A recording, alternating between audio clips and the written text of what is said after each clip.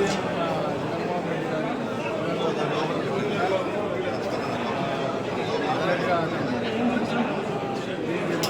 Party ఆఫీస్కి రావడం జరిగింది. పార్టీ ఆఫీస్లో అందరూ కూడా అంతా కూడా పార్టీ వాళ్ళే వేరే ఉంటారు. దాదాపుగా 2,000 మంది హాజరయ్యారు.